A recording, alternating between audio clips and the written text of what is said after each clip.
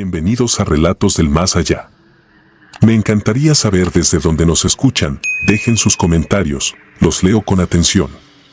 Y ahora, sin más, prepárense para adentrarse en cada relato. Que los disfruten.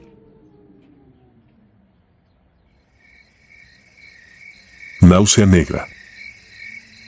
El miedo tiene un olor particular, mezcla estiércol húmedo, óxido y sudor que jamás se seca.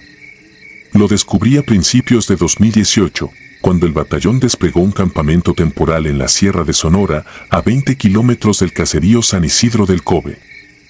La misión oficial era vigilar tramos de terracería donde presuntos grupos armados extorsionaban a los ingenieros que abrían brecha para un nuevo gasoducto. La extraoficial, esa que se susurra entre tiendas de campaña, consistía en poner orden sin dejar rastro. Yo era cabo de infantería recién ascendido, todavía afinaba mi puntería, todavía creía que lo peor provenía de hombres de carne y hueso. La primera noche patrullé con el sargento primero Victoriano Prado. En el regimiento le decían el viejo porque llevaba 20 años entrando y saliendo de la sierra, nadie conocía sus cicatrices ni el número real de operaciones que pesaban sobre sus hombros. A media madrugada abandonó la línea de patrulla y me ordenó seguirlo fuera de la ruta asignada. Solo gruñó: tengo un pendiente antes de que amanezca. No era un capricho, la jerarquía se cumple sin preguntas, así que lo acompañé colina abajo, linterna cubierta con celofán rojo, fusil a la altura del hombro. Llegamos a un camino de brecha que terminaba frente a un caserón colonial perdido entre mezquites. El viejo dio un golpe corto a la puerta. Del otro lado contestó una voz de anciana, temblorosa, pidiendo auxilio. Cuando la hoja se abrió, nos golpeó una bocanada de aire gélido imposible de explicar en aquel desierto, olor a tierra removida y algo rancio, como vísceras expuestas demasiado tiempo. La mujer, 70 años quizá, vestía camisón y sostenía un cirio casi consumido. Dijo ser Ignacia, suegra del sargento. Hasta ese momento yo ignoraba que el viejo tuviera familia en la zona. Ignacia se negó a cruzar el umbral, me puso en la palma un rosario pegajoso de cera derretida y rezó en silencio mientras Victoriano me hacía seña de entrar.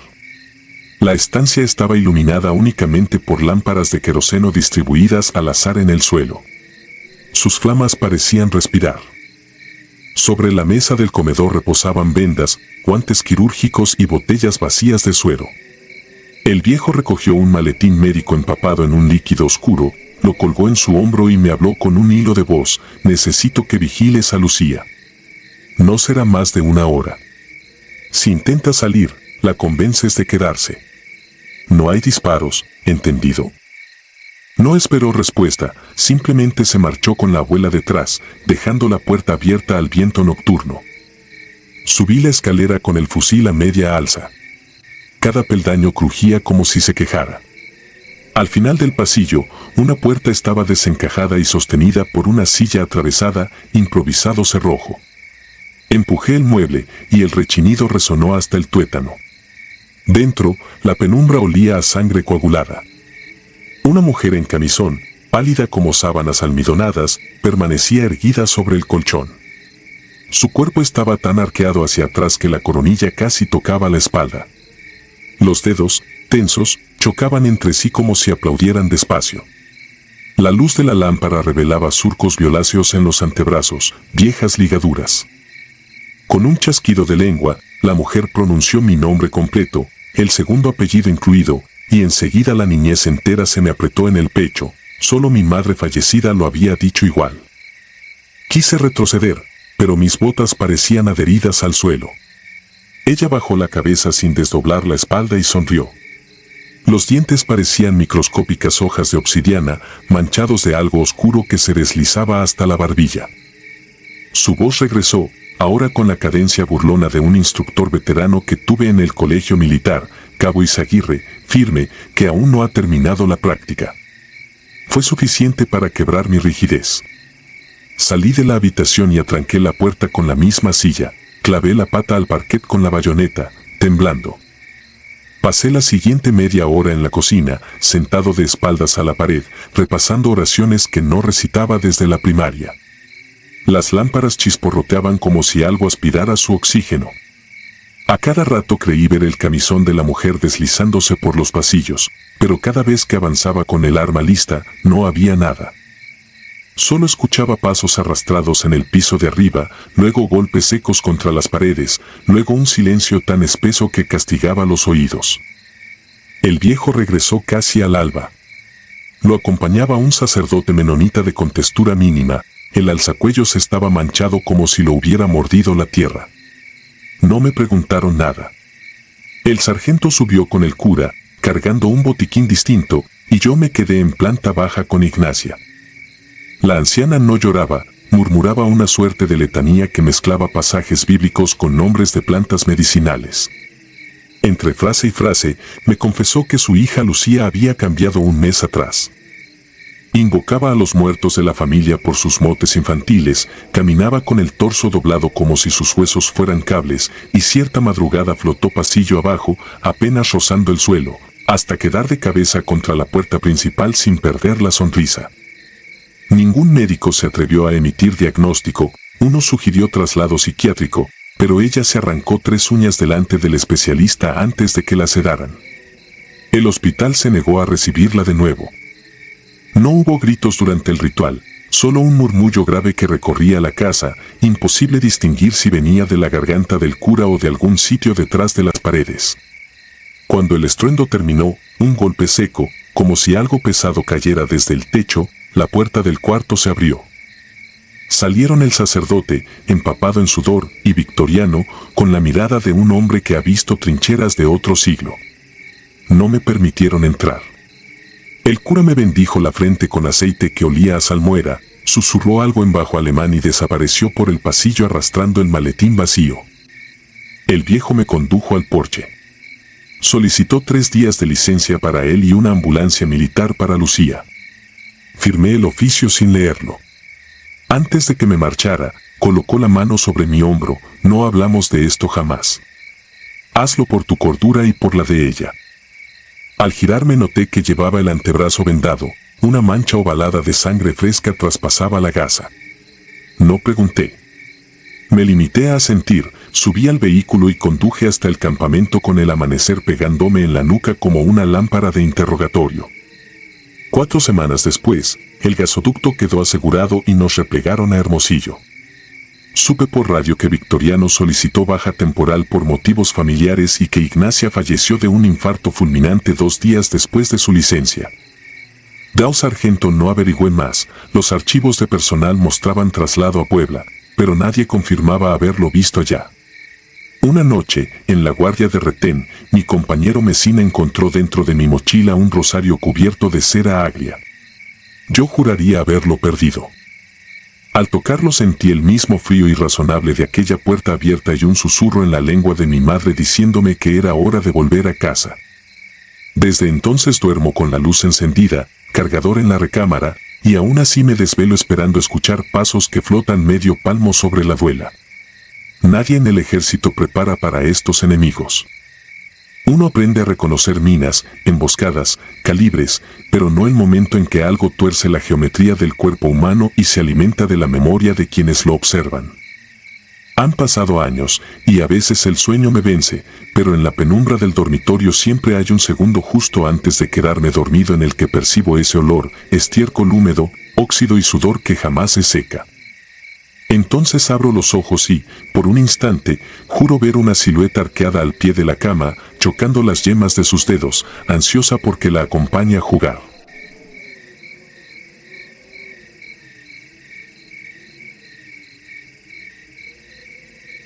La brecha. Me llamo Román Galindo y aún cargo con una sombra que ningún exorcismo militar ha podido disipar. Era mayo de 2003 cuando mi sección, 18 hombres de la 42ª Zona, recibió la orden de custodiar un radar recién instalado en la Sierra del Alto Grijalva. Cerca de un cañón tan escarpado que los mapas lo marcan con un simple trazo rojo y la palabra brecha. El destacamento principal operaba varios kilómetros adentro, sobre una meseta cubierta de neblina perpetua. Nosotros éramos el anillo exterior, un campamento discreto a casi 1 hora del caserío más cercano, El Paraíso, que en realidad tenía poco de idílico, 10 casas de madera, una tienda y un cementerio improvisado junto al río. La primera semana pasó sin sobresaltos. Montábamos guardia en turnos de 4 horas, llevando la cuenta de las humaredas de los rancheros y los ruidos de los cuatíes que bajaban al arroyo. A medianoche el monte se quedaba tan quieto que podías oír cómo quemaban los carbones en la estufa del puesto de mando. El 18 de mayo me tocó vigilar el sector norte con el cabo Montes. Habíamos clavado nuestros catres junto a una trinchera baja de costales, sobre un claro ligeramente inclinado hacia el barranco. A las 2 de la mañana, cuando el generador estaba en silencio y solo quedaba el zumbido lejano del radar, escuché algo que no correspondía al bosque, risas finas, rápidas, como si un grupo de críos jugara al escondite justo detrás de las guarniciones. Me incorporé y apunté la linterna hacia la arboleda. Los haces de luz rebotaron sobre hojarasca húmeda y troncos retorcidos, nada más. Monte se desperezó, molesto por mi brusquedad, pero pronto también él oyó aquel coro infantil. Las risas pasaban de un extremo a otro del perímetro, demasiado ágiles para pies desnudos sobre lodo. Nos miramos sin decir nada, un simple gesto de cabeza bastó para trazar la decisión, no dejaríamos el terraplén.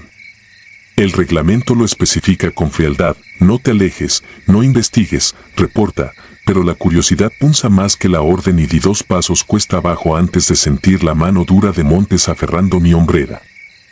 No saques la pieza del tablero, masculló, frase que en nuestro argot significa que el peligro quiere que te adelantes.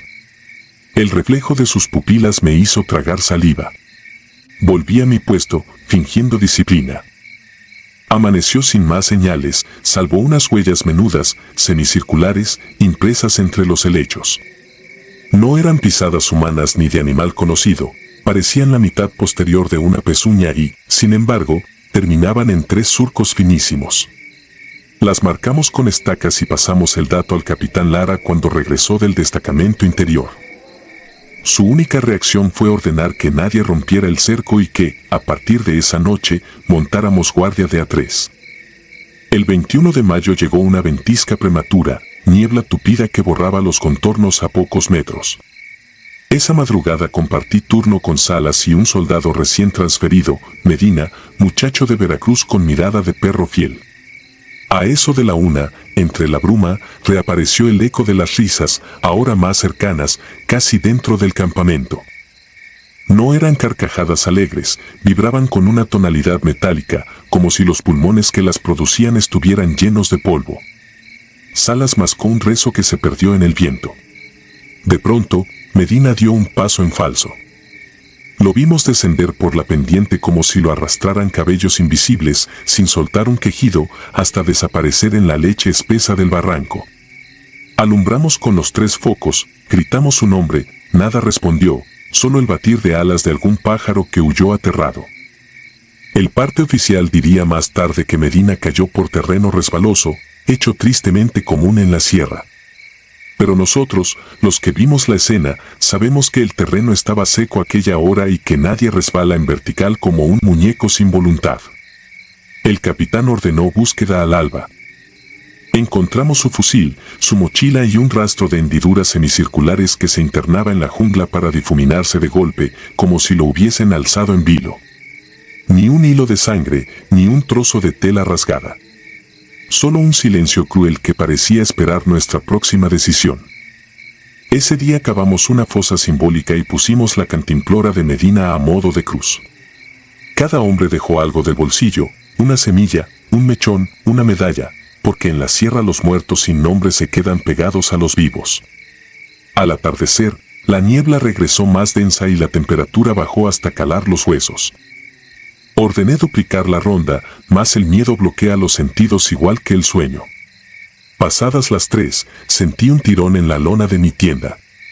Abrí los ojos y vi cómo la tela se abultaba por dentro, como si dedos diminutos acariciaran el nylon desde fuera. Contuve la respiración. Los dedos recorrían los costados, buscando la cremallera, murmurando risitas apenas audibles. Recordé la admonición de Montes y apreté mi rifle sin moverme.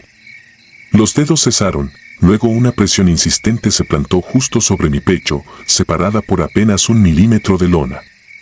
Era una mano infantil, la palma entera marcada contra mi corazón.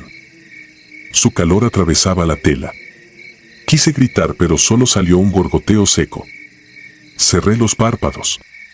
Las risas se alejaron y el contacto desapareció. Al amanecer salí temblando.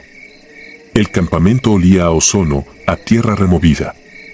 Cada tienda presentaba la misma huella abierta, 5 dedos pequeños marcados en la lona, como si un jardín de niños hubiese revisado nuestro equipo durante la noche. Nadie habló. El capitán, pálido, se encerró en el galpón de comunicaciones para exigir evacuación inmediata. La orden tardó 2 días en llegar, tiempo eterno. Montamos parapetos de luz con bengalas, focos y todo químico lumínico disponible. Funcionó la primera noche. La segunda, las luces se apagaron una a una, sin que las baterías mostraran descarga. El 24 de mayo, antes del alba, escuchamos un estallido hueco en la armería. Corrimos.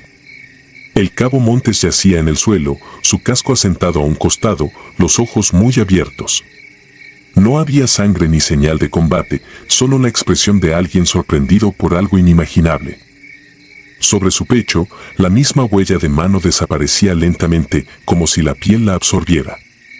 Esa marca fue la confirmación que necesitaban en el alto mando. La extracción se volvió prioridad y a las 3 horas sobrevolaban Black Hawks, levantando tierra, hierba y un hedor dulzón que subía del río. Nunca reportaron hostiles, nunca investigaron las huellas, nunca recuperaron a Medina. A mí me dieron licencia psicológica y un expediente sellado. Han pasado más de 20 años y cada noche, a las 2 en punto, oigo aquellas risas danzando en las paredes. No he vuelto a Chiapas, pero sé que eso que se esconde en la brecha todavía vigila los claros donde dejamos a los nuestros.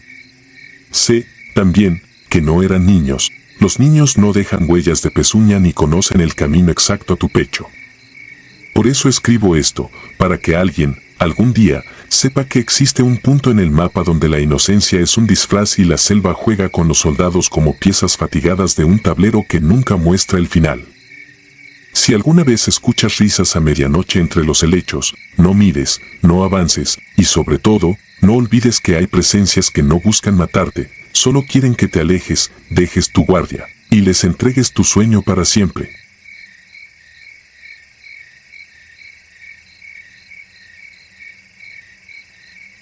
El último curso.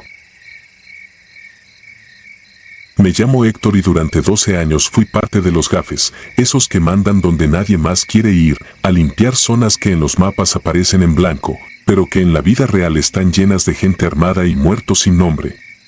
Dejé la milicia en 2015, después de un operativo fallido en la Sierra de Guerrero en el que mi equipo quedó reducido a la mitad en una noche. Sobreviví, pero algo se quedó allá arriba, enterrado entre pinos, tierra suelta y disparos que todavía escucho cuando cierro los ojos. Volví al norte buscando normalidad.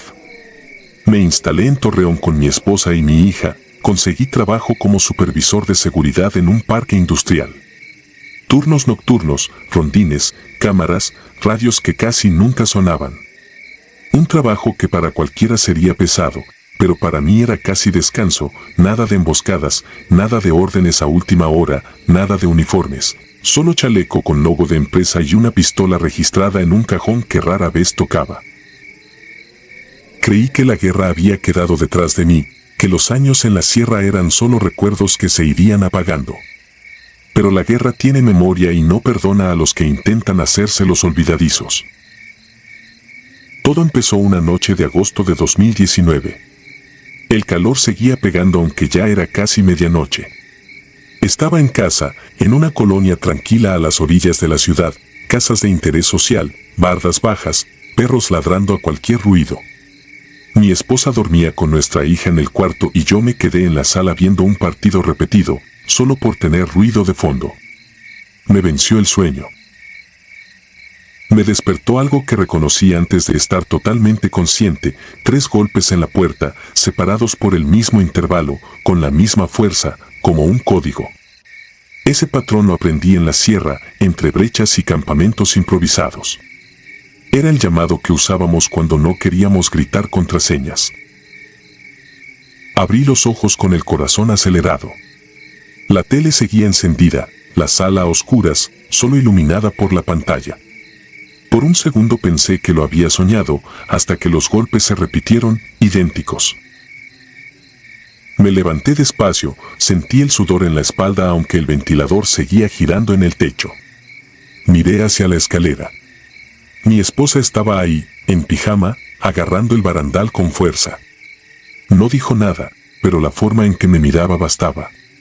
Yo tenía esa cara cada vez que algo no cuadraba en el terreno. Me acerqué a la puerta sin encender la luz exterior. Desde el otro lado, una voz grave habló, clara, firme, como en un pase de lista. Sabemos que estás ahí, instructor. Ese título me atravesó.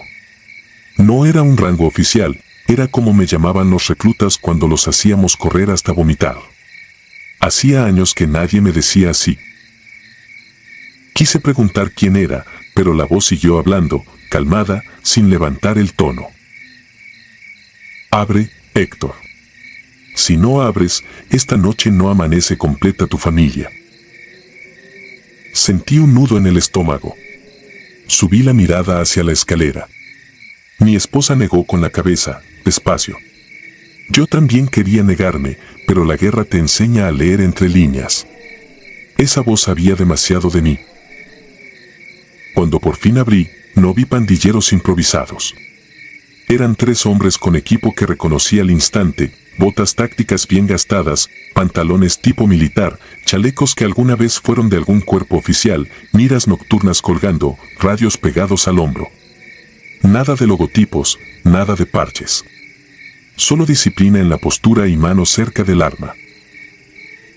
El que estaba al frente, de barba recortada y mirada apagada, me observó como si estuviera evaluando un objetivo. «Qué gusto verte de pie, mi mayor», dijo, usando el grado con el que me conocieron muchos años atrás, aunque yo nunca llegué oficialmente a ese puesto. Así nos decíamos en el campo, entre confianza y necesidad de jerarquía.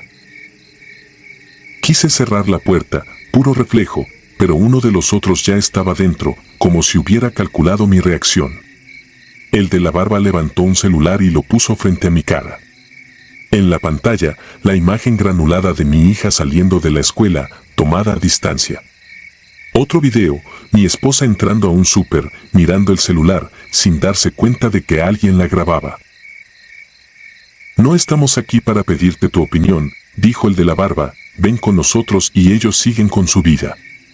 Te niegas y mañana la noticia eres tú». No me dejaron despedirme, no me dieron chance de subir a decir nada. Solo sentí el cañón frío en la espalda mientras me guiaban hacia una camioneta sin placas. El vecindario estaba en silencio, demasiado silencioso, como si la calle supiera que era mejor no mirar. Manejamos durante horas. Pasamos casetas, brechas, caminos que dejé de reconocer. Podía ubicar la dirección por la sensación en el cuerpo, el cambio en el clima, la forma en que el viento pegaba contra la carrocería. Íbamos hacia el poniente, hacia la zona donde Coahuila y Durango se confunden en una misma planicie interminable. Llegamos a una finca en medio de la nada. Desde lejos se veía el muro alto de concreto, coronado con alambre, reflectores orientados hacia afuera. 2 torres improvisadas con siluetas armadas recortadas contra el cielo. No era un rancho cualquiera, era un centro de entrenamiento. Dentro, el patio central estaba marcado con líneas de cal, como las que hacíamos en los campos de adiestramiento. Había una barra, fosas, una estructura metálica para practicar escaladas. A un lado, varias bodegas con puertas metálicas y ventanas sin vidrio. Otra bodega, más apartada, con la puerta reforzada, como si dentro guardaran algo más valioso que armas. Me dieron ropa oscura, botas, un chaleco. Un radio viejo colgado del hombro. Todo me quedaba casi a la medida. Como si me hubieran tomado las tallas sin que yo lo supiera. «Aquí no eres civil», dijo el de la barba, «aquí vuelves a ser lo que siempre fuiste. Instructor». En el patio me presentaron a los alumnos. Un grupo de muchachos y hombres de distintas edades. Algunos tenían tatuajes de pandilla, otros la mirada perdida de quien ya vio demasiados muertos. Lo inquietante fue que entre ellos vi caras que me resultaban demasiado familiares, no por la calle, sino por mi pasado. Uno, flaco, con una cicatriz en la ceja izquierda, se parecía demasiado a un recluta de Oaxaca que murió en un ejercicio cuando un vehículo se volcó. Otro, moreno, con los ojos muy claros, era casi una copia de un sargento que cayó en Michoacán en un enfrentamiento nocturno. Me dije que eran coincidencias, que la mente juega con recuerdos cuando uno está bajo presión. Pero cuando escuché que les gritaban por apodos que yo ya había escuchado antes, sentí la piel erizarse. Me ordenaron que los entrenara. No como guardias, no como escoltas. Querían maniobras de asalto, infiltración, reacción ante emboscadas. Las mismas cosas que me habían enseñado a mí años atrás, pero con un detalle distinto. Aquí los objetivos no eran enemigos del país, eran rivales en el mismo negocio sucio. Durante el día, todo tenía la lógica deformada de un campamento clandestino. Corrían bajo el sol, desmontaban armas, hacían lagartijas hasta caer exhaustos. Yo gritaba instrucciones, corrigiendo posturas, midiendo tiempos, sintiendo cómo, poco a poco, el viejo mecanismo dentro de mí volvía a ponerse en marcha. La verdadera pesadilla empezaba cuando caía la noche. Después de la cena, cuando el viento al fin dejaba respirar, nos convocaban a la bodega apartada. No me dejaban entrar de inmediato. Esperaba afuera, escuchando ruidos sordos, golpes contra el concreto, un murmullo grave mezclado con quejidos que querían ser gritos pero salían ahogados. Los hombres que entraban y salían no me miraban a los ojos, solo me pasaban por un lado con las manos manchadas de algo oscuro que no necesitaba ver de cerca para saber qué era. Una de esas noches, el hombre de la barba me llamó a la oficina del jefe, un cuarto con una mesa de madera, mapas en la pared y una foto borrosa de un escuadrón con uniformes antiguos. Mañana tú entras, dijo, sin rodeos, quieren que les enseñes a sacarle información a la gente. Le dije que no. No grité, no me levanté, solo lo dije, y en cuanto las palabras salieron de mi boca supe que había cometido un error. Él sonrió, como si hubiera estado esperando esa respuesta. Sacó otro celular y me mostró un video más reciente.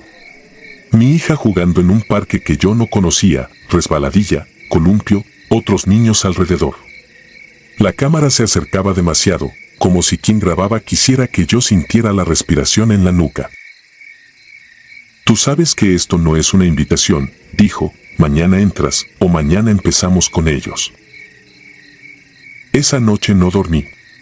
Me quedé sentado en la litera de un cuarto compartido, escuchando las respiraciones de los alumnos alrededor.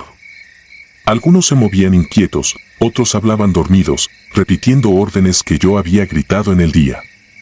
De vez en cuando creía escuchar voces en el radio apagado, códigos viejos, claves que ya no se usaban.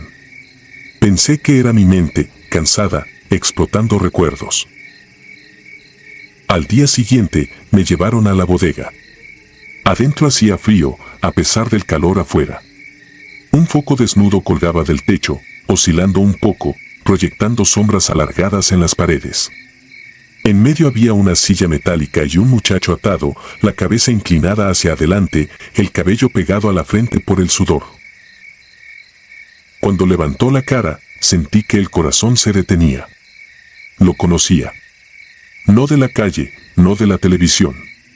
Lo había tenido frente a mí, años atrás, vestido con uniforme, repitiendo frases que enseñamos a los reclutas para que respondan al unísono.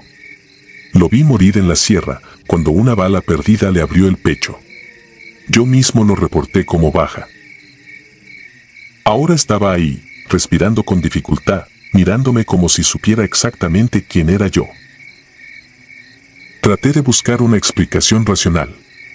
Tal vez me confundía, tal vez el parecido era casual, tal vez mi memoria estaba mezclando rostros. Pero cuando uno de los hombres lo llamó por su apodo, el mismo que usamos en el cuartel, supe que eso no era una simple confusión. Me dieron un cuchillo. Me dijeron que empezara. Mis manos temblaban.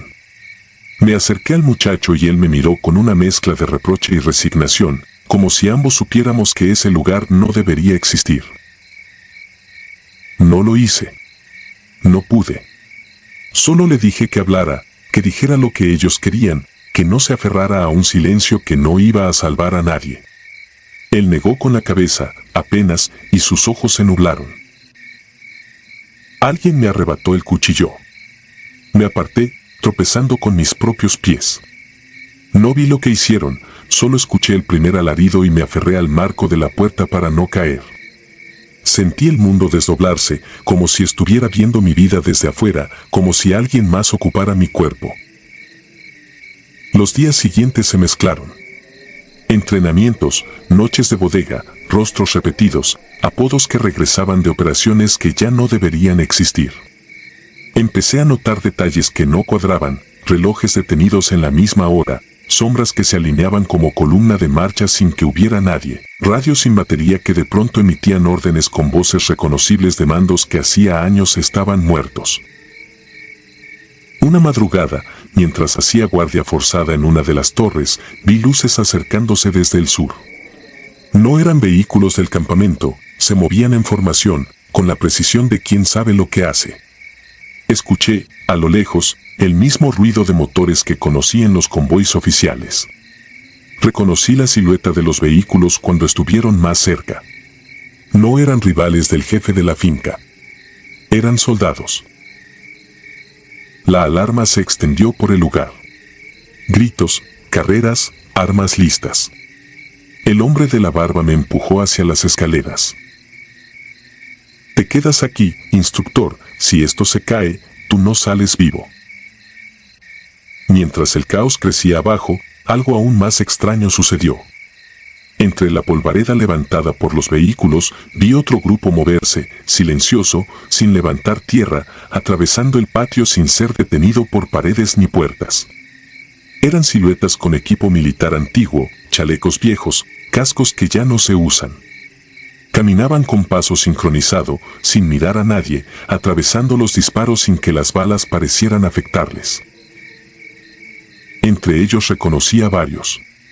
El sargento al que vi caer en un cañón en Tamaulipas. El cabo que se desangró en mis manos en una brecha de Guerrero. El recluta de la bodega. Marchaban en línea, rumbo al edificio principal, como si hubieran sido convocados. El enfrentamiento fue rápido y brutal.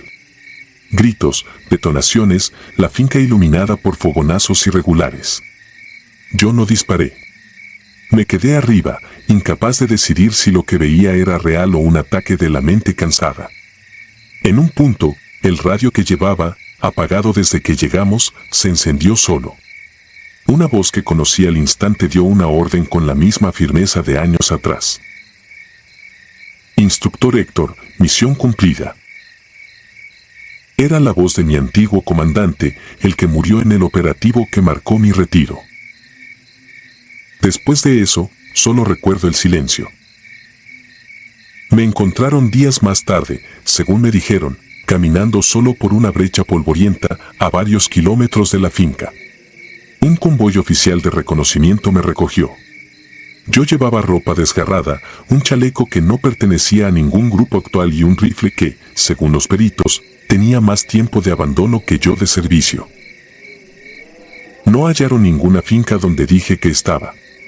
Solo estructuras semiderruidas, restos de algo que alguna vez fue un centro de adiestramiento y que había sido clausurado años atrás, después de una matanza que nunca salió en las noticias. En el informe médico escribieron episodio de estrés postraumático severo. Les conté lo de los reclutas, lo de los videos de mi familia, lo de los hombres en la torre. Ellos respondieron con términos técnicos, intentaron tranquilizarme, me recetaron pastillas. Cuando por fin volví a casa, mi esposa me abrazó con tanta fuerza que por un momento pensé que nada de eso había pasado. Mi hija seguía yendo a la escuela, el mismo uniforme, la misma ruta. Nadie la había grabado, nadie la había tocado. No encontraron ningún teléfono con los videos que yo recordaba. Intenté convencerme de que todo fue una crisis, que mi mente, saturada de recuerdos, fabricó un escenario imposible. pero hay cosas que no encajan. Entre los papeles que recuperé de mis años de servicio, encontré una lista de bajas de un curso avanzado. Al final de la hoja, con tinta corrida, estaba escrito mi nombre, con una fecha que coincidía con la noche en la sierra donde todos dijeron que yo tuve suerte.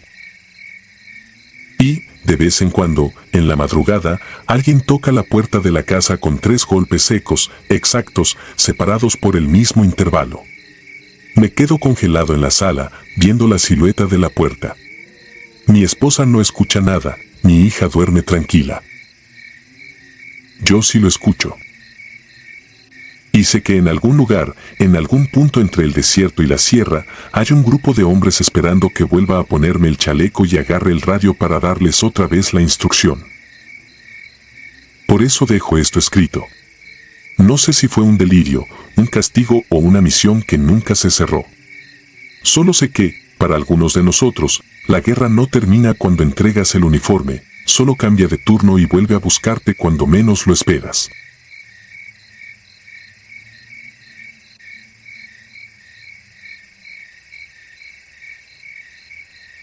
Bracket negro. Los ingenieros navales nos mandaron a una barranca olvidada entre Ayutla Mixe y la línea que marca el Istmo, diciembre de 2019. Oficialmente la misión era sanitaria, reunir restos humanos dispersos tras un choque entre sicarios rivales. Extraoficialmente se trataba de borrar evidencia antes de que la prensa llegara. Éramos 4 fusileros del batallón de infantería de Marina 14, yo, Cabo Primero Alan Montaño, lideraba la escuadra. Llegamos al amanecer, cuando la bruma aún olía a pólvora fría. Los opilotes nos abrieron paso con un silencio que dejaba oír el tac-tac de sus picos contra el hueso. No escuché disparos en todo el día, pero sentí el campo de guerra latiendo bajo la hojarasca, como si la tierra respirara a nuestro ritmo. Empezamos a recolectar fragmentos siguiendo un procedimiento casi quirúrgico, marcaje con yeso, fotografía, bolsas mortuorias numeradas. Todo iba dentro del contenedor E7, que después viajaría a la base Ixtepec para cremación. A media mañana encontré una tibia entera, pulida por los insectos. A mediodía, varias costillas encajadas en raíces de encino. Cada vez que levantaba un resto, algo idéntico se acomodaba en mi propio esqueleto, dolor fantasma, espasmos en la espalda, un pinchazo en la cadera. Pensé que era sugestión y seguí. No había radios encendidos, la colina absorbía cualquier señal. Aún así llevé un escáner portátil para geolocalizar restos metálicos. Registraba balas, casquillos y, a veces, pedazos de prótesis dentales. El sol cayó rápido, como si alguien apagara un switch. A eso de las 17:40 el detector emitió un pitido triple. Cavé con mi navaja hasta que emergió una mandíbula inferior casi intacta. Conservaba todos los dientes y, soldada a ellos, una ortodoncia cromada brillante. Me congelé. Los brackets eran idénticos a los míos, mismo tipo de arco, misma elipse abierta donde mi ortodoncista dejó espacio para el camino derecho. Supe que era imposible que coincidieran tantos detalles. Acerqué la linterna frontal, el metal devolvió un destello azulino y me vi reflejado en miniatura, con el labio retraído por la tensión. Un dolor punzante cruzó mi encía. Pasé el pulgar y descubrí un hueco, mi canino real había desaparecido, arrancado sin dejar rastro. La sangre manó con un sabor a hierro viejo, idéntico al olor que impregnaba ese valle. Llamé a mis compañeros con un silbido corto. Nadie respondió. En lugar de voces, el viento arrastró murmullos secos, como conversaciones grabadas a otra velocidad. Quise pensar que era eco de los opilotes. Me metí una gasa en la boca y guardé la mandíbula en una bolsa aislante, intentando no mirar los brackets. En ese instante el detector se apagó solo. La pantalla mostró 00.0 MSV antes de morir. Saqué baterías, las cambié, nada. Entonces escuché pasos en círculo, hojas crujiendo a mi alrededor, pero no vi movimiento. Toqué el botón de PTT del radio PRC 152, puro ruido blanco. Apreté los músculos, bajé el fusil y avancé hacia la fogata improvisada que habíamos encendido horas antes. Los otros 3 se habían ido. Quedaban sus cascos y chalecos alineados, cada uno con el nombre velcro hacia afuera, como si hubieran sido expuestos en un altar. Junto a la lumbre crepitaba el contenedor E7, la tapa abierta. El interior, que al mediodía estaba casi lleno, ahora estaba vacío. Ni un hueso. Solo reposaba mi canino recién perdido, todavía húmedo, sobre la etiqueta cadena de custodia. Aquello no respondía a lógica humana. Quise encender de nuevo la hoguera, pero el cerillo se apagó 3 veces, la leña estaba seca, era imposible. La oscuridad creció y la barranca se tragó el horizonte. Me puse el equipo y bajé siguiendo el GPS, aunque el mapa parpadeaba con coordenadas imposibles, todas las lecturas terminaban en -666. Caminé quizá 1 kilómetro hasta el basural original. Allí vi los costales negros amontonados, sin rasgos de violencia. Me acerqué. Cada bolsa estaba sellada con cinta roja que no habíamos traído. Al tocar la primera, se rompió y vomitó lodo gris. Era arenoso, olía a formol. Busqué restos humanos, no hallé más que mi chapa de identificación colgando de una cuerda enredada dentro. Saqué la placa incrédulo, la original todavía colgaba de mi cuello. 2 chapas idénticas. El número de serie coincidía.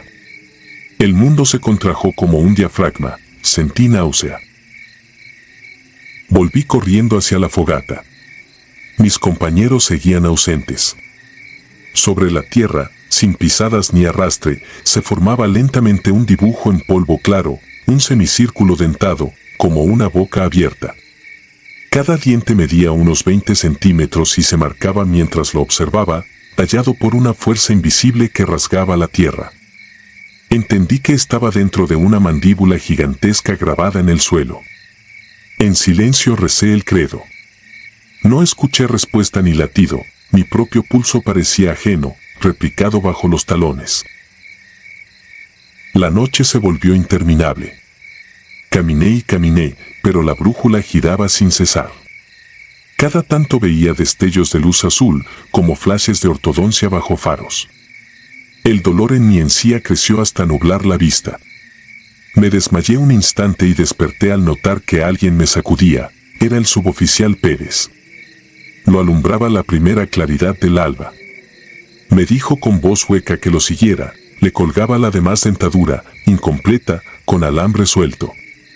No contestó a mis preguntas, solo caminó hacia la hondonada.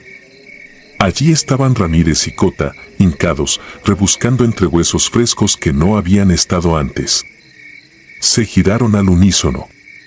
Sus bocas sangraban, cada uno había perdido un diente distinto. En sus manos sostenían piezas que encajaban con sus vacíos. Parecían anestesiados. El suboficial me indicó una fosa abierta, recién cavada. Dentro reposaba un esqueleto casi entero. A la altura de la mandíbula faltaba una sola pieza dental, mi canino. Sin querer, cerré el puño y noté algo duro.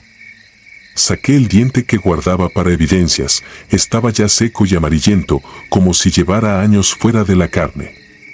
El hoyo sangrante en mi encía ardió. Una certeza me atravesó, debía colocar el canino en esa cavidad ósea, completar la mordida. Si lo hacía, quizá nos dejaría ir. El instinto gritaba que cada pieza robada pertenecía a esa osamenta madre. Dudé, pero la presión en el cráneo aumentó, como si un torno cerrara mis sienes. Metí la mano al foso y dejé el diente en su sitio. Encajó sin esfuerzo, un chasquido seco selló la articulación mandibular. El suelo tembló. Las bolsas negras se abrieron a la vez, liberando un vendaval de polvo y dientes que giró en espiral hasta fusionarse con el esqueleto. La ortodoncia se extendió, alambres nuevos sujetaron cada pieza, soldando hueso con hueso hasta formar algo parecido a un sarcófago dental. De ese caparazón brotó un jadeo espeso, húmedo, como un recién nacido aspirando por primera vez. sentí que la barranca entera inhalaba. Los opilotes se elevaron súbitos, el viento se convirtió en corriente descendente.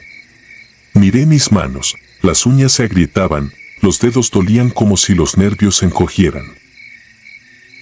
La criatura, si podía llamársele, se incorporó apenas, bastó para que percibiera su forma completa, un torso formado por costillas ajenas, vértebras mezcladas sin orden, coronado por aquella mandíbula armada con nuestros dientes.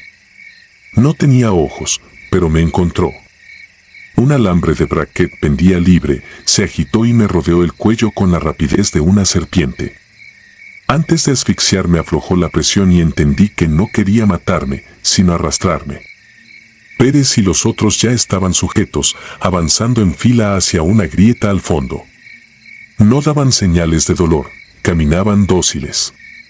Intenté desenvainar el cuchillo, pero el alambre se tensó, perforó la piel, cortó la circulación. Tuve que seguir. Entramos en la grieta, un túnel natural que olía a cloro y ozono viejo. Las paredes estaban recubiertas de esmalte dental fosilizado, como estalactitas martiladas. Avanzamos quizá 30 metros hasta una cámara más amplia. Allí, miles de mandíbulas colgaban como lámparas, cada una con collares de identificación, aros, llaves, cadenas. Reconocí placas de compañeros caídos en años anteriores. El lugar retumbaba con un zumbido rítmico, un latido. La criatura nos soltó. Los demás marinos se arrodillaron, se sacaron nuevos dientes a tirones, los ofrecieron. Yo contuve las ganas de imitarles. Sabía que si entregaba otro diente me quedaría allí para siempre, vaciado. Recordé la carga explosiva de demolición C4 que llevaba en la mochila, 2 kilos para contingencias. Con la lengua palpé mi encía destrozada, todavía sangraba. Susurré una disculpa al cuerpo que un día necesité proteger. Mientras los demás ofrecían sus piezas, yo introduje los bloques de C4 en los intersticios de las estalactitas, coloqué detonadores de tiempo rápido. El pulso del lugar intentó sincronizar el mío, casi cediendo, mordí la boquilla de un detonador viejo para activar la mecha pirotécnica de reserva. El diente faltante me hizo tropezar en la pronunciación de la oración final. Santa María, ruega, fue lo último que dije antes de correr. Nunca supe si la carga explotó por completo.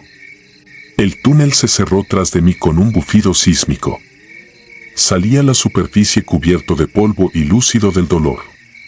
No encontré señales de la escuadra, ni de la criatura, ni del escáner. El contenedor E7 reposaba intacto, vacío. Amanecía, un sol limpio, indiferente. Caminé hasta la carretera y detuve al primer camión militar que pasó. El médico de campaña suturó mi cuello y encía, dijo que la herida parecía abrasión de alambre. No comentó nada sobre mis dientes, pero en su libreta anotó pérdida de pieza 1 a 3.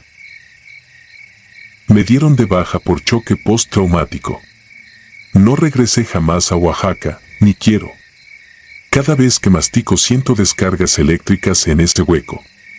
Algunas noches, al cerrar los ojos, percibo brackets rozando el paladar, como dedos metálicos arañando para volver a entrar. Y sé que, en algún punto profundo de la sierra, una mandíbula gigante espera el diente que me queda, paciente, masticando kilómetros de tierra hasta alcanzarme.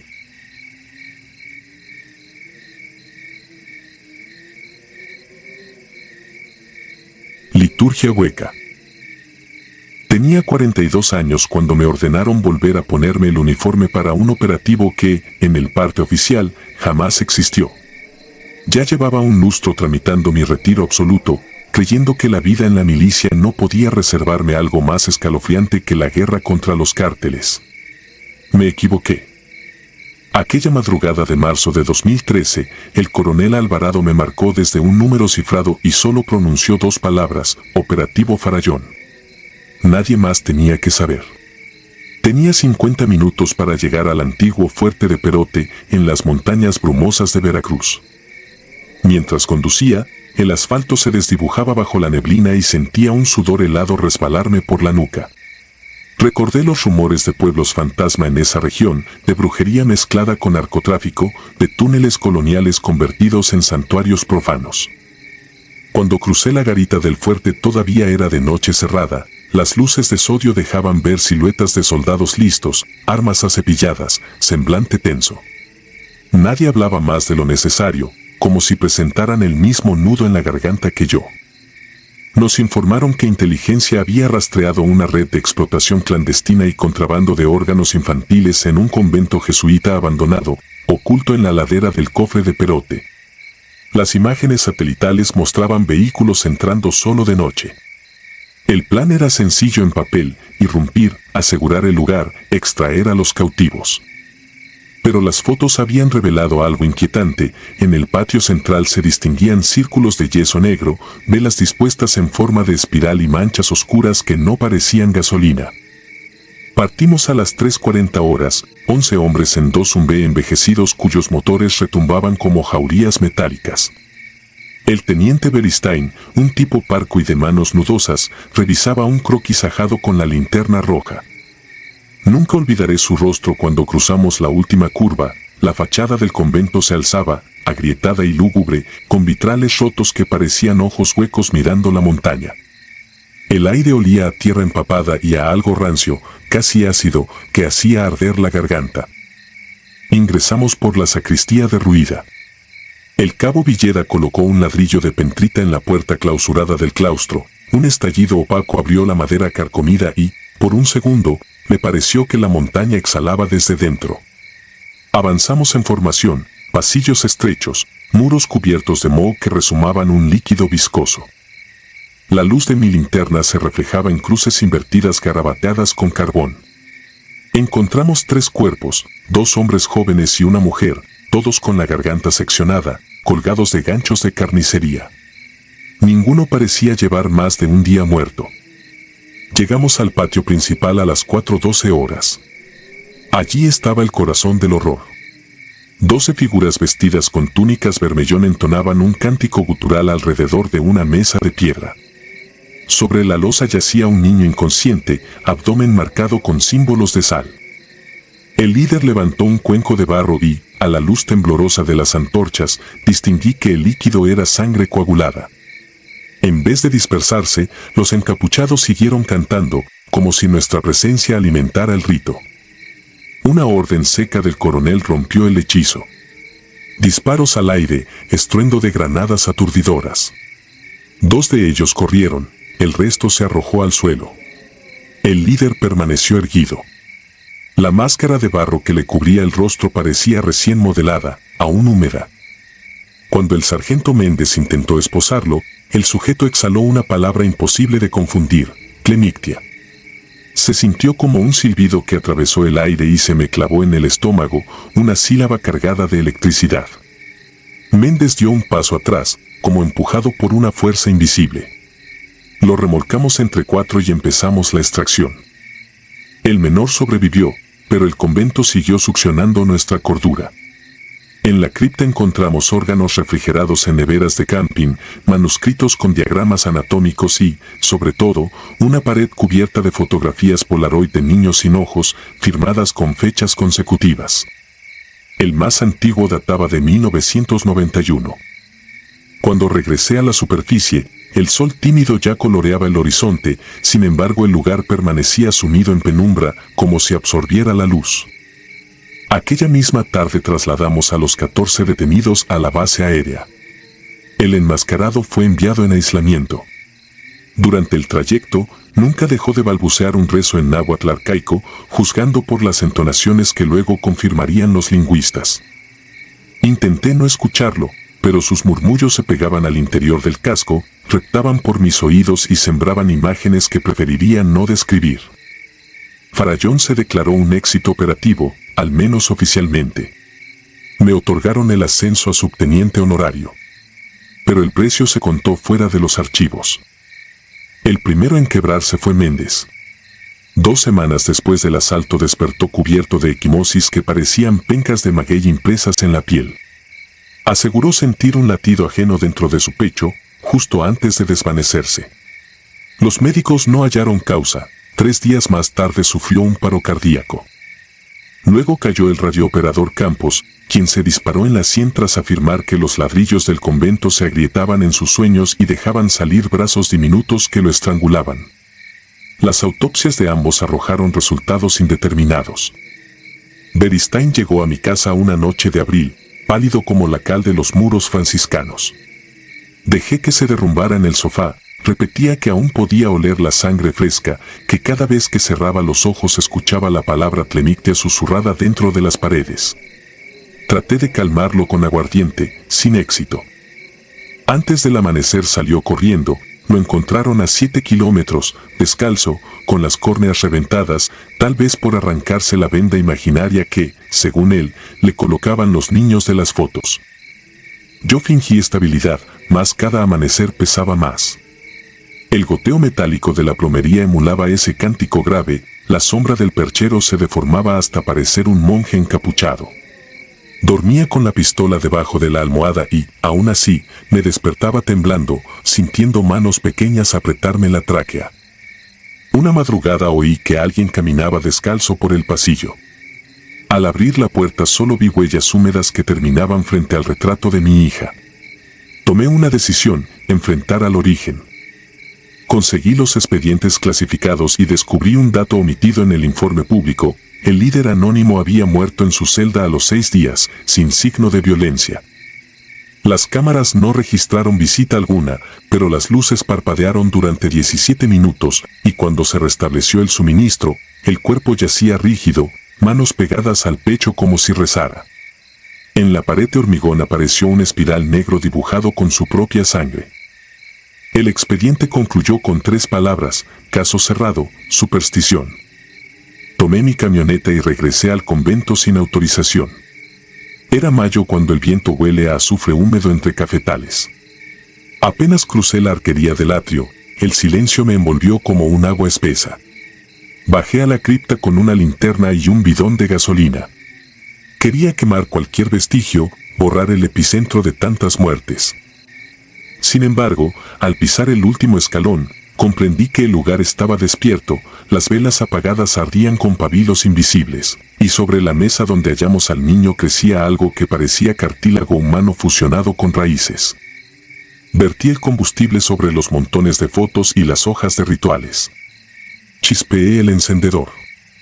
El instante exacto en que la llama prendió escuché la misma palabra, nítida, al ras del oído: Tlemictia.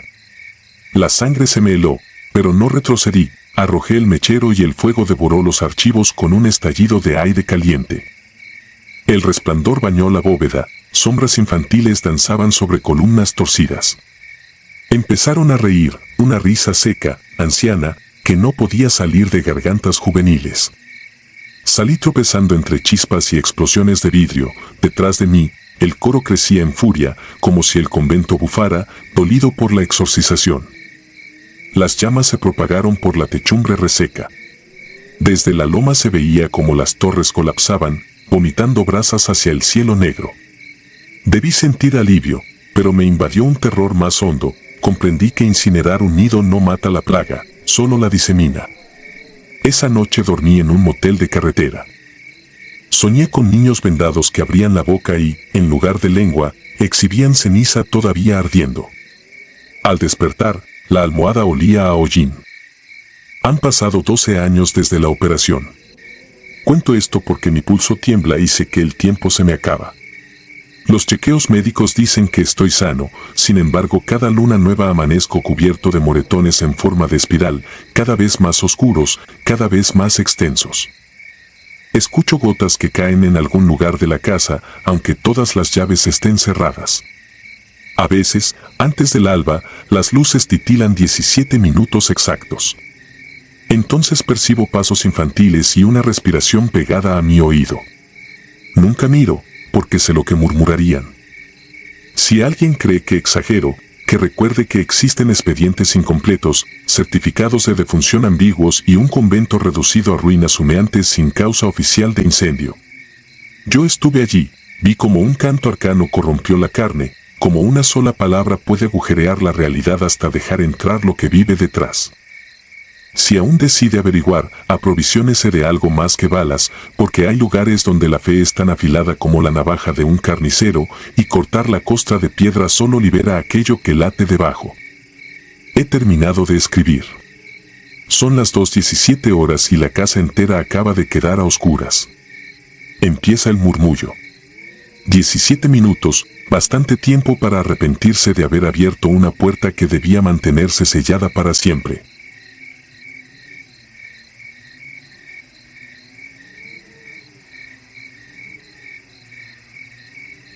La patrulla fantasma.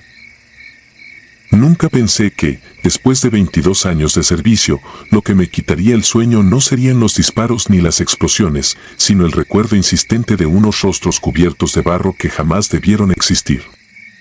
Me llamo Rafael Cuellar, fui capitán de infantería de la Marina peruana, y esto ocurrió en 2009, en la frontera selvática de Madre de Dios con Brasil, durante una misión que, en teoría, solo buscaba monitorear rutas ilegales de mercurio usado por mineros clandestinos. Éramos 5 hombres equipados con lo mejor que podía ofrecer un presupuesto escaso, fusiles relativamente nuevos, un GPS recubierto con cinta para la humedad y raciones deshidratadas que se volvían una pasta agria en la boca. La selva nos envolvía con ese olor agrio de hojas podridas, los mosquitos lamían cada centímetro de piel y el cielo, aún de día, parecía un techo de hojalata caliente que sudábamos por dentro de los cascos.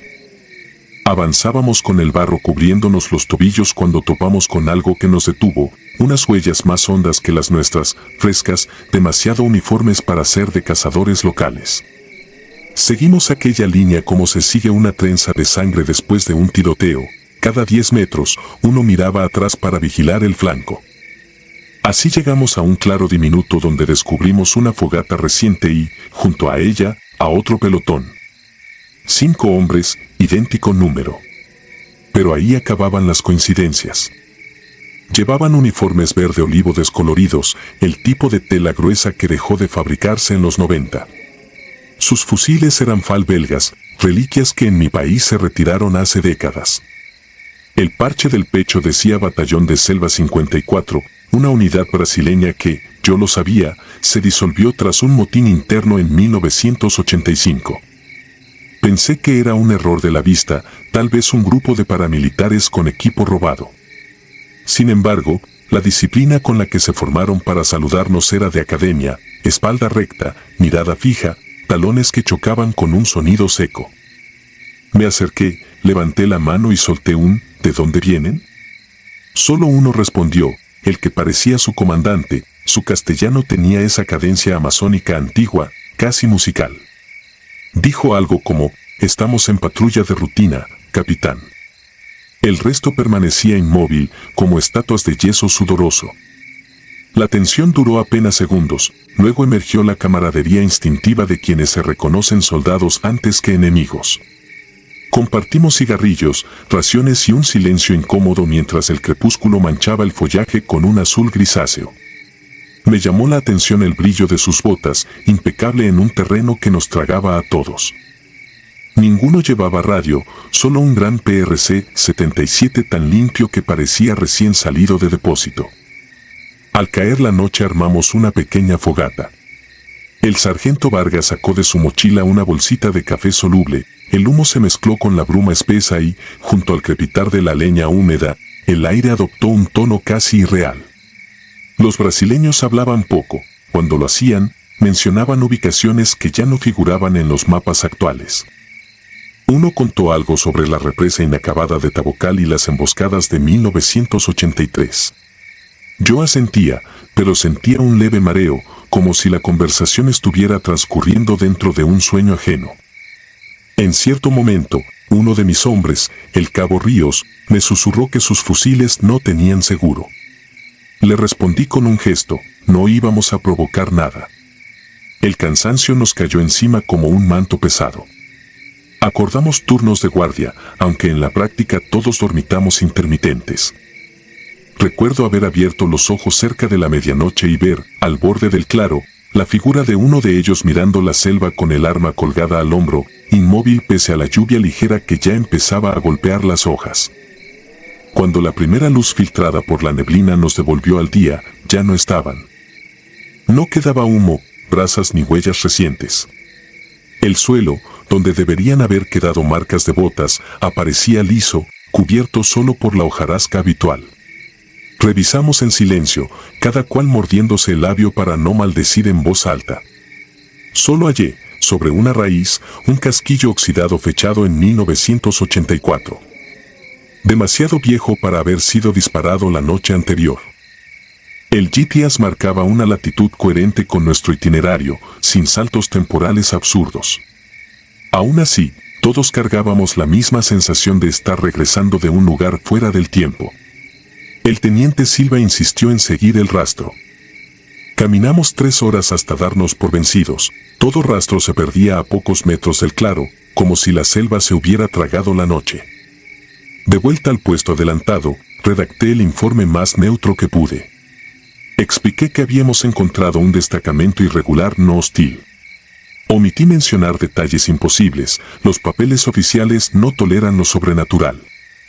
Aún así, la historia corrió boca en boca entre patrullas vecinas, cada quien añadía un matiz nuevo. Algunos decían que los uniformes parecían secos pese a la lluvia, otros que los hombres olían a naftalina. Pasó un mes. La misión concluyó y yo volví a Lima con la piel cubierta de cicatrices de lianas y pensamientos larvarios que se abrían solo de noche. Empezaron las pesadillas, me veía en aquel claro convertido en un cementerio, rodeado de cruces oxidadas, los brasileños me llamaban por mi rango, pero con voces huecas, como desde un túnel inundado. Me despertaba sudando, la imagen del casquillo entre los dedos. Decidí investigar por mi cuenta. Consulté archivos desclasificados del ejército brasileño, sitios que coleccionan historias bélicas, periódicos amarillentos. Así supe del batallón de Selva 54, en mayo de 1985, durante una operación contra contrabandistas, se internaron en la misma franja de selva donde estuvimos. Un deslave inesperado los sepultó junto con su radiotransmisor. 15 hombres desaparecieron bajo toneladas de barro. Los cuerpos nunca se recuperaron debido a la crecida del río. La foto de los desaparecidos acompañaba el artículo. El comandante de la unidad sonreía tímido, la misma mandíbula cuadrada que yo había visto iluminada por el fuego. No quise, o no pude, compartirlo con nadie de mi antigua sección. La lógica militar dicta que un capitán no se quiebre ante fantasmas. Aún así, cada noche el recuerdo se repetía, pero con un detalle que antes pasé por alto, al lado del comandante, en aquella instantánea de 1983, se encontraba un quinto hombre con una cicatriz en la ceja izquierda.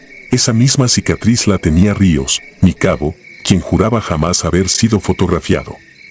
Volví a mirar, no cabía duda. Era Ríos. Joven, con el mismo parche de unidad que hasta hoy conserva en casa. Al día siguiente lo cité en una cafetería del Callao. Le mostré la imagen. Su rostro palideció, dijo no recordar esa foto ni haber pisado Brasil en los 80. Señaló, tembloroso, que la cicatriz se la hizo a los 16 con un machete. Nos quedamos en silencio, rodeados de ruido de tazas y cucharas, ambientados por un vals antiguo. Y comprendí algo que me heló la sangre. La patrulla fantasma no era solo del pasado, se estaba reescribiendo a sí misma, sustituyendo piezas, robando identidades. Meses después acepté la baja voluntaria. Me instalé en un pueblo costero, intentando olvidar. Pero algunas noches, cuando el viento trae olor a tierra mojada, siento la distancia de aquel claro abrirse frente a mi cama. Escucho el chasquido de botas lustradas en suelo fangoso y una voz ronca que no es humana susurra el nombre de cada hombre de mi antiguo pelotón, menos uno. El que falta soy yo. Comprendo entonces que, en algún sitio, un capitán anónimo ocupa mi lugar en una foto ajada y que tarde o temprano alguien más hallará mi rostro en los archivos de algún expediente polvoriento. No temo a la muerte, temo a no pertenecer al tiempo de los vivos ni de los muertos, a marchar sin destino en una jungla que no figura en ningún mapa. Porque allá afuera, bajo la lluvia perpetua, la patrulla fantasma sigue reclutando. Y sé que, cuando mi turno llegue, tampoco dejaré huellas. Desde aquella misión duermo con la luz encendida y el fusil descargado apoyado contra la puerta. No me sirve de nada, lo sé, pero necesito sentir que aún decido algo. A veces despierto creyendo oír el crujido de una radio vieja que cambia de frecuencia. La primera noche que sucedió, juraría que escuché el roncar de Vargas justo detrás del muro, como en los viejos campamentos, y tuve que recordar que vive a 500 kilómetros de aquí. Si lees esto y eres soldado, no te fíes de uniformes ni de escudos bordados. Hay pelotones que no obedecen órdenes de nuestros mandos ni de este tiempo. Si los encuentras, no compartas el fuego ni la comida, porque todo lo que ofrecen se pudre cuando sale el sol. Da media vuelta, anota la coordenada y aléjate.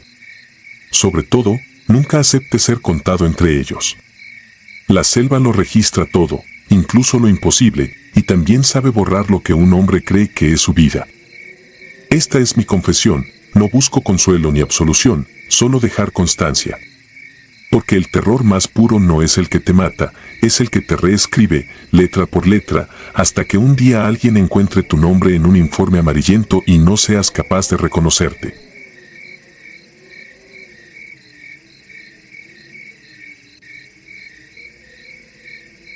Marea muerta. Dicen que el Usumacinta parece dormir cuando lo ves desde el aire, un trazo verde jade bajo la neblina. Yo descubrí que solo finge. Mi nombre quedó archivado en un parte de la Unidad de Operaciones Ribereñas con fecha 23 de junio de 2011, pero lo que ocurrió esa noche nunca figurará en los informes públicos. Cada vez que repaso los hechos compruebo el mismo detalle, mientras más me esfuerzo por contarlos, más oigo el silencio del agua resonar entre los huesos. Me asignaron a la patrulla R-11 SOC, una lancha rápida con 2 motores fuera de borda de 150 HP. Éramos 3 a bordo, el jefe de máquina Sánchez, el artillero de proa Lara y yo al timón. Pueblos pequeños se alineaban en ambas orillas, palafitos iluminados por lámparas de queroseno, detrás, solo monte húmedo y ceibas tan altas que borraban el cielo. Habíamos recibido un aviso de desplazamiento nocturno de huachicoleros, un tramo del río, sin coordenada precisa, donde los motores de contrabando bajaban combustible, y planeamos un recorrido sigiloso sin luces de posición. Nada parecía normal hasta el kilómetro 13. Entonces percibí algo imposible, el remolino en popa giraba al revés de la hélice. Pensé en corrientes cruzadas, pero Lara señaló la estela y, sin decir palabra, me confirmó lo mismo. Desaceleré un punto. El río se aquietó tan deprisa que los manglares reflejaron nuestro casco con nitidez, como si navegáramos sobre vidrio negro. Apagué motores para escuchar. Ni grillos. Ni viento. Solo el borboteo de las burbujas encajonadas bajo la quilla, explotando de a poco. Quise ver la pantalla del GPS, se reiniciaba en bucle, incapaz de fijar posición. Encendí la linterna y la dirigí al agua. Allí apareció mi reflejo, boca abajo, inmóvil, flotando como un cadáver a centímetros del casco. No vi a Sánchez ni a Lara junto a él, solo yo. Retrocedí un paso. El artefacto lumínico tembló en mi mano. La superficie no ondulaba, era una lámina perfecta que me devolvía invertido, los párpados cerrados, la piel ceniza, las manos crispadas en una garganta invisible. Sánchez murmuró detrás, apártate de la borda, cabo. Le obedecí sin replicar. Lara montó el M60, pero el cerrojo resonó hueco, como si el aire succionara el sonido. Intenté reavivar uno de los motores. Al girar la llave se escuchó chispa, no combustión. Ambos tanques marcaban 2/3 de diésel, el sistema estaba intacto. El silencio siguió espesándose, un silencio más macizo que la noche. El artefacto de ecosonda pitó con un tono grave que nunca había oído. Su pantalla se puso blanca y luego negra. Por un instante pareció trazar algo parecido a una silueta humana invertida bajo el casco, no un cardumen, no un tronco, y se apagó del todo. Lara escupió un Padre Nuestro entre dientes y yo sentí que el sudor frío me pegaba la camisa al chaleco antibalas. Decidí fondear, bajar la ancla y esperar a que pasara lo que fuera aquello. Cuando la cadena se tensó, noté que el río no arrastraba la embarcación. La corriente se había detenido por completo en un tramo de por lo menos 100 metros a la redonda. Más allá, el agua seguía fluyendo a velocidad normal. Era un anillo inmóvil, una poza artificial sin explicación física. Dentro, la temperatura parecía bajar. Mis nudillos se entumecían alrededor del timón. Sánchez revisó las baterías, entregaban voltaje adecuado. Quitó la tapa de un motor con la llave universal. La bomba de combustible estaba seca, como si se hubiese vaciado por un sifón. Nadie fumaba a bordo, pero olía a gasolina fresca. El aire se adensaba con un tufo acre que subía del agua inmóvil. Al apuntar la linterna, vi manchas irisadas flotando, con destellos verdes y morados igual que film sobre película antigua. Cada mancha traía algo atrapado: botones, monedas oxidadas, balas calibre .22, incluso dientes humanos. Entre destello y destello, sobresalió una placa militar con mi apellido. Era imposible que la hubiera perdido. La recogí con el bichero de rescate. Fría como hielo, marcada con fecha de defunción, 23 de junio de 11, ese mismo día. Un temblor recorrió la quilla. La lancha se ladeó 1 grado, luego otro, hasta quedar escorada hacia babor. El nivel del agua subía dentro del anillo, aunque fuera permanecía igual. Con la linterna en ristre observé la línea de flotación ascender 5-10 centímetros. No había escotilla abierta. El río entraba sin mojar. El reflejo de mi cadáver seguía estático, pero el rostro se definía más: ojos hinchados, labios violáceos, un chorro de barro saliendo por fosas nasales. Apreté la medalla que cuelga dentro de mi uniforme y sentí su borde filoso clavarse en el pecho. Lara gritó algo que no entendí. El sonido se deformó, como si lo oyera desde debajo del agua. Corrió hacia la ametralladora, pero al apoyar la bota resbaló. La cubierta estaba recubierta por una capa invisible de limo que antes no existía. Cayó de costado, su hombro golpeó la orilla de la caja de municiones. Cuando intentó levantarse, se quedó mirando al vacío. Su mano derecha estaba hundida hasta la muñeca en la madera sólida, como si la cubierta se hubiera vuelto blanda para él. Tiré para sacarlo, pero la madera lo absorbía. En segundos su brazo desapareció hasta el codo, luego el hombro. Un chasquido y la cubierta volvió a ser tabla seca. No hubo sangre. Solo ausencia donde antes había un hombre. Sánchez, pálido, sacó el AR-15 reglamentario. Disparó 3 ráfagas hacia el agua.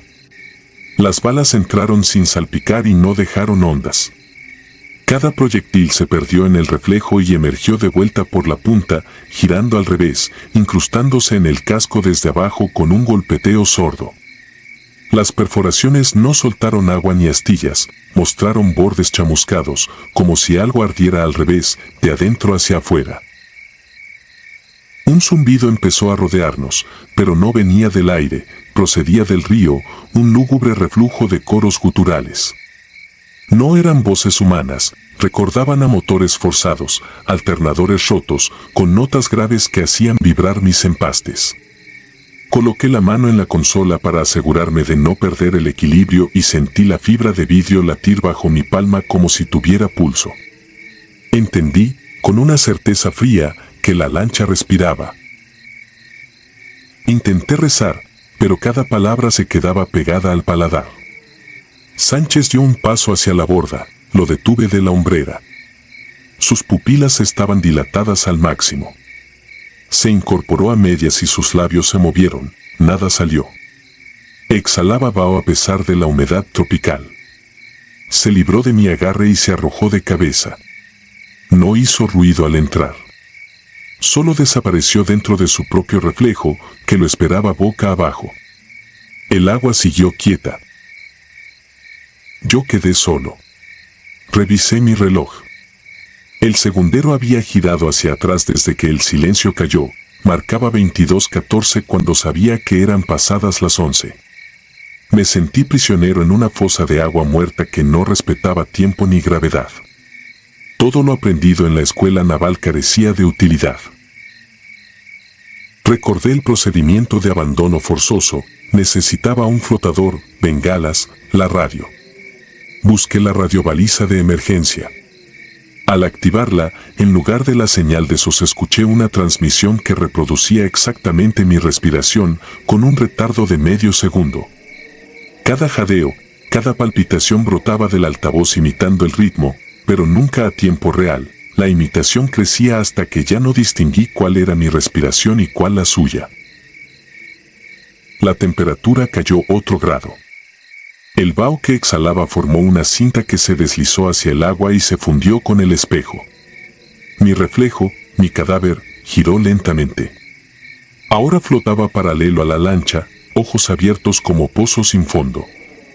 En su frente, un orificio de bala supuraba burbujas oscuras. No recordaba haber recibido disparo alguno, pero la herida estaba ahí, perfecta, idéntica a las que vi en cadetes caídos durante prácticas. Sentí una humedad caliente bajo la gorra, pasé la mano y encontré pegajoso. Cuando miré mis dedos, estaban manchados de lodo. La lancha crujió. La escora aumentó. Por babor apareció la proa de un cayuco viejo, casi sumergido, sin tripulación visible. Sin embargo, remaba. Los remos entraban y salían del agua en silencio, generando círculos que corrían al revés, aspirando en vez de empujar. Un farol de queroseno colgaba del mástil, la llama titilaba horizontal, apuntando directamente hacia mí, como si el fuego también obedeciera reglas distintas allí. No me quedaba más que intentar la huida. Destrabé la ancla, en vez de caer, ascendió haciendo chocar los eslabones contra el escobén. La cadena se tensó hacia el cielo, incrédula. Sin motor ni corriente, la lancha comenzó a girar sobre su eje. A cada vuelta el cayuco se acercaba, siempre con los remos invertidos, siempre silencioso. Pensé en mi madre encendiendo velas para el día de San Juan, en la superstición de las aguas abiertas esa noche. Recordé que a los espejos se les cubre para que no atrapen al difunto. Este río era un espejo gigantesco. Saqué el cuchillo cavar, único filo que conservaba. Corté mi palma izquierda y dejé que la sangre cayera en la superficie. La gota chocó con el reflejo y el círculo se quebró en ondas que, por fin, se movieron hacia afuera. El anillo inmóvil se rompió. El ruido volvió de golpe, grillos, chapoteos, un motor lejano. El cayuco se detuvo. Su farol se apagó al instante. La cadena del ancla cayó al agua con un chapuzón real, normal. El GPS reanudó el rastreo, latitud y longitud exactas, velocidad nula. El motor tosió y arrancó en el primer intento, como si jamás hubiera fallado. No vi rastros de Lara ni de Sánchez, tampoco su equipo. Solo quedaban sus huellas difuminándose entre charcos de lodo. Aceleré sin rumbo fijo, con la única idea de alejarme.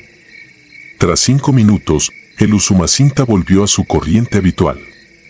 Las luces de un pueblo se vislumbraron en la ribera. Guié la proa hacia el embarcadero más próximo, quedé de rodillas al atracar y vomité agua dulce con sabor a óxido. Cuando los policías comunitarios me encontraron, yo seguía aferrado al timón, con la mirada clavada en el espejo de popa, por si mi reflejo decidía regresar. El parte oficial redactado al día siguiente señala desaparición en acto de servicio para mis compañeros, fallas mecánicas y condiciones adversas. Nada más. El agregado forense describió restos de tejido en la cubierta, sin rastro de sangre. La placa con mi nombre desapareció del inventario. Nadie explicó los agujeros invertidos del casco, cerrados hacia afuera, abiertos hacia adentro.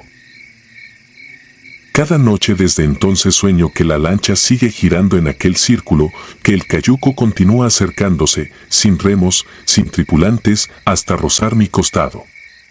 Despierto con el ruido de remolinos girando al revés y con las botas empapadas de agua lodosa. He intentado convencerme de que fue histeria colectiva, pero sé que el Usumacinta guarda un espejo profundo, capaz de tragarse lo que fuimos y devolvernos una versión muerta, boca abajo, esperando su turno para salir. Guardo un cuaderno donde he contado estas líneas. Cada vez que termino de escribirlas descubro que la tinta se corre hacia la izquierda, como si las palabras quisieran regresar al principio. Si alguna vez lee esto quien no me conozca, solo le pido dos cosas: nunca navegue solo después del anochecer y, sobre todo, no confíe en su propio reflejo. Porque el río no refleja lo que eres, sino lo que vas a hacer cuando él decida ahogarte sin mojarte.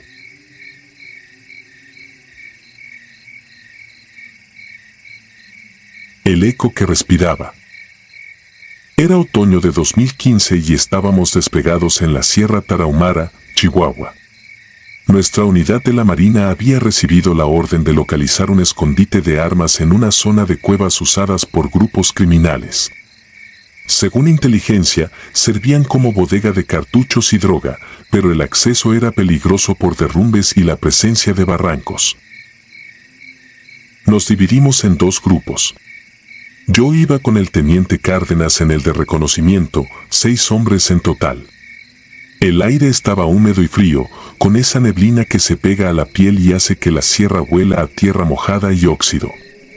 Caminamos todo el día siguiendo rastros de pisadas que se perdían entre matorrales y piedra suelta. Al caer la tarde encontramos la boca de la cueva. Era grande, irregular, y de ella salía un viento helado que olía a humedad rancia, mezclada con algo más, como carne vieja. Instalamos un perímetro improvisado y dejamos que cayera la noche para entrar. Por protocolo, las operaciones subterráneas se hacían de noche